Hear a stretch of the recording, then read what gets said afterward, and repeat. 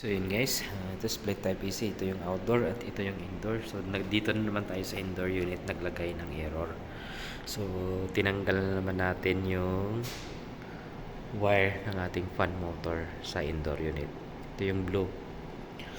So ano naman kaya yung error nito? So actual test. On natin, lagyan natin ng supply. So, actual test tayo kung anong error ang lalabas sa display ng ating indoor unit. Nakatanggal yung blue na wire.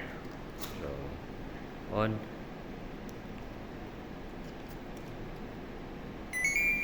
Yan. Hintayin natin kung iikot pa ba yung fan or magdadiretso siya, magkaroon ng error.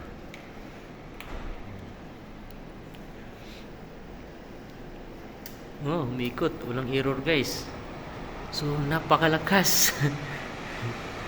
So, yan. Napakalakas. So, yan. May problema. May ano nga siya. Check natin. Mag-hyper ampere na nga siya or mag-error, magdi-display pa ba siya ang error.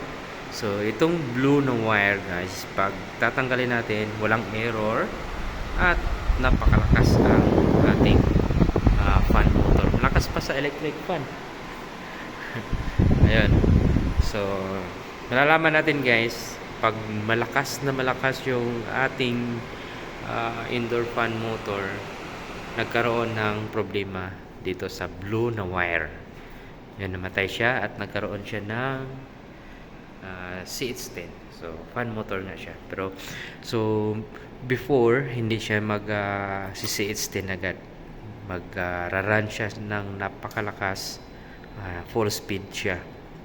So, after na full speed, madidetect niya na error yung indoor fan motor natin. So, CH10, yan ang error ng indoor fan motor sa ating error code sa LG. So tama yung error code, pero hindi siya pag on natin umiikot pa yung fan na napakalakas hanggang madidetect na ng system na walang control signal nga dahil tinanggal natin yung blue na wire.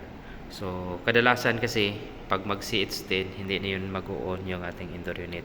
Pag on pa lang natin automatic CH10 siya. So dito sa tinanggal natin, yan, mag high speed yung fan motor, tsaka siya mag i-error ng CH10. Yun. So next video, itong tanggalin natin ang other wire, yung yellow or ang white. So yan guys, thank you so much and God bless.